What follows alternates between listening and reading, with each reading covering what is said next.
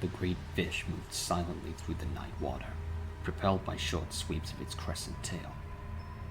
The mouth was open just enough to permit a rush of water over the gills. There was little other motion, an occasional correction of the apparently aimless course by the slight raising or lowering of a pectoral fin, as a bird changes direction by dipping one wing and lifting the other. The eyes were sightless in the black, and the other senses transmitted nothing extraordinary to the small, primitive brain. The fish might have been asleep, save for the movement dictated by countless millions of years of instinctive continuity. Lacking the flotation bladder common to other fish and the fluttering flaps to push oxygen-bearing water through its gills, it survived only by moving. Once stopped, it would sink to the bottom and die of anoxia. The land seemed almost as dark as the water, for there was no moon. All that separated sea from shore was a long, straight stretch of beach, so white that it shone. From a house behind the grass-splotched dunes, lights cast yellow glimmers on the sand. The front door of the house opened, and a man and a woman stepped out onto the wooden porch. They stood for a moment staring at the sea, then breathed quickly and scampered down the few steps onto the sand. The man was drunk, and he stumbled on the bottom step. The woman laughed and took his hand, and together they ran to the beach. "First to swim," said the woman, "to clear your head." Forget my head, said the man. Giggling, he fell backward onto the sand, pulling the woman down with him. They fumbled with each other's clothing, twined limbs around limbs, and thrashed with urgent ardor on the cold sand. Afterward, the man lay back and closed his eyes. The woman looked at him and smiled. "Now, how about that swim?" she said. You go ahead. I'll wait for you here."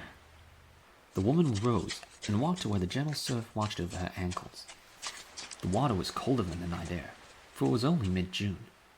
The woman called back, "You sure you don't want to come?" But there was no answer from the sleeping man. She backed up a few steps, then ran into the water. At first her strides were long and graceful, but then a small wave crashed into her knees. She faltered, regained her footing, and flung herself over the next waist-high wave. The water was only up to her hips, so she stood, pushed the hair out of her eyes, and continued walking until the water covered her shoulders. There she began to swim, with a jerky, head-above-water stroke of the untutored.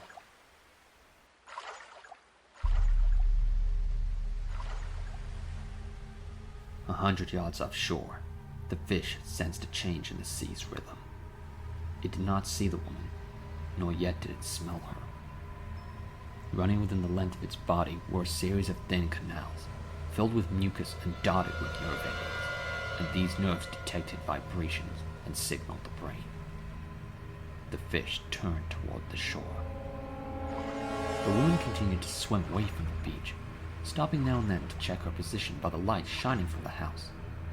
The tide was slack, so she had not moved up or down the beach, but she was tiring, so she rested for a moment, treading water, and then started for shore. The vibrations were stronger now, and the fish recognized prey. The sweeps of its tail quickened, thrusting the giant body forward with a speed that agitated the tiny phosphorescent animals in the water and caused them to glow, casting a mantle of sparks over the fish. The fish closed on the woman and hurtled past, a dozen feet to the side and 6 feet below the surface. The woman felt only a wave of pressure that seemed to lift her up in the water and ease her down again. She stopped swimming and held her breath. Feeling nothing further, she resumed her lurching stroke. The fish smelled her now, and the vibrations, erratic and sharp, signaled distress. The fish began to circle close to the surface.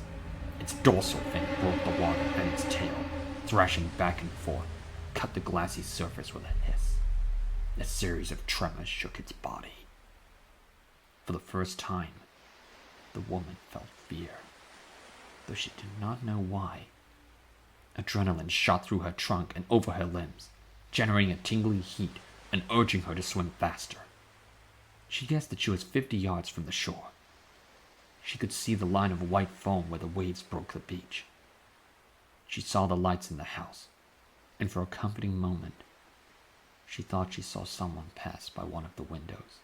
The fish was about 40 feet from the woman, off to the side, when it turned suddenly to the left, dropped entirely below the surface, and, with 2 quick thrusts of its tail, was upon her. At first, the woman thought she had snagged her leg on a rock or a piece of floating wood. There was no initial pain, only one violent tug on her right leg. She reached down to touch her foot, treading water with her left leg to keep her head up, feeling in the blackness with her left hand. She could not find her foot. She reached higher on her leg, and then she was overcome by a rush of nausea and dizziness. Her groping fingers had found a nub of bone and tattered flesh. She knew that the warm, pulsing flow over her fingers in the chill water was her own blood. Pain and panic struck together. The woman threw her head back and screamed a guttural cry of terror. The fish had moved away. It swallowed the woman's limb without chewing. Bones and meat passed down the massive gullet in a single spasm. Now the fish turned again, homing on the stream of blood flushing from the woman's femoral artery, a beacon as clear and true as a lighthouse on a cloudless night. This time, the fish attacked from below.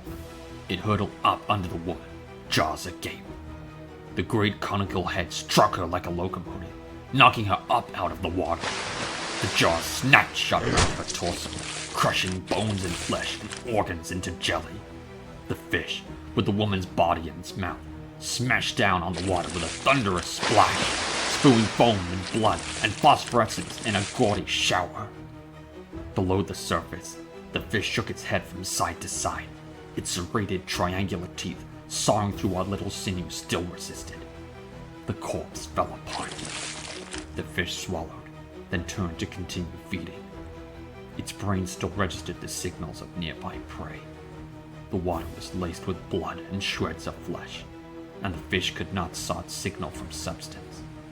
It cut back and forth through the dissipating cloud of blood, opening and closing its mouth, signing for a random morsel. But by now, most of the pieces of the corpse had dispersed. A few sank slowly, coming to rest on the sandy bottom, where they moved lazily in the current. A few drifted just below the surface, floating in the surge that ended the surf.